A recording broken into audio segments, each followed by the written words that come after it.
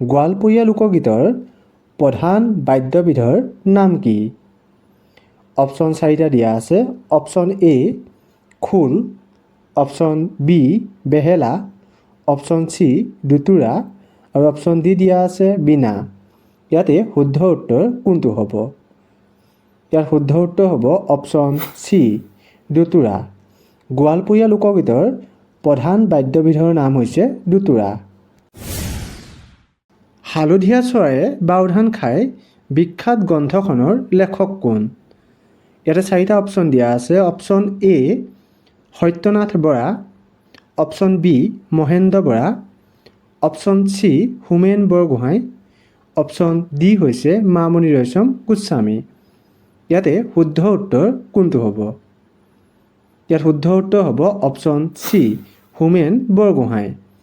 হালধীয়া চৰায়ে বাওধান খাই বিখ্যাত গ্ৰন্থখনৰ লেখক হৈছে হোমেন বৰগোহাঁই। সাহিত্যিক হোমেন বৰগোহাঁয়ে কোন চনত অসম চৰকাৰৰ পৰা শ্ৰীমন্ত শংকৰদেৱ বঁটা লাভ কৰিছিল? অপশ্যন এ 2003 চনত, অপশ্যন বি 2007 চনত, অপশ্যন চি 2009 চনত আৰু অপশ্যন ডি দিয়া আছে 2012 চনত। ইয়াতে শুদ্ধ উত্তৰ কোনটো হ'ব? ইয়াত শুদ্ধ উত্তৰ হ'ব অপশ্যন বি 2007 চনত। সাহিত্যিক হোমেন বৰগোহাঁয়ে 2007 চনত অসম চৰকাৰৰ পৰা শ্ৰীমন্ত শংকৰদেৱ বঁটা লাভ কৰিছিল।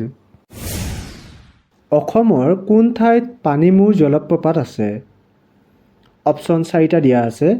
Option A Bandardewa, option B Dima Hasao, option C Rangia আৰু অপশ্যন ডি দিয়া আছে কাৰ্বি আংলং।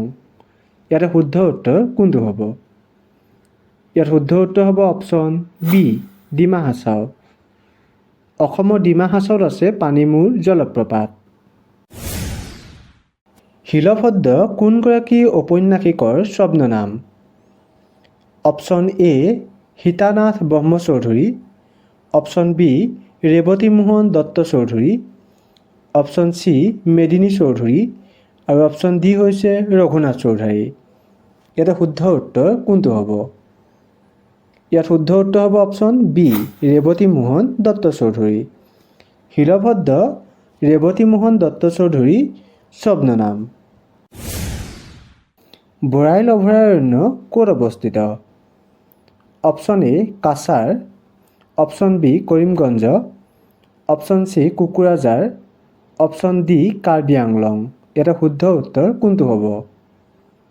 ইয়াত শুদ্ধ উত্তৰ হ'ব অপশ্যন এ কাছাৰ। বৰাইল অভয়াৰণ্য কাছাৰত অৱস্থিত। হৰ্ণবিল মেলা ক'ত অনুষ্ঠিত হয়? Option A Assam, option B Nagaland, option C Meghalaya, option D Mizoram. ইয়াতে কোনটো শুদ্ধ উত্তৰ হয় আপোনালোকে কমেণ্ট কৰি জনাব।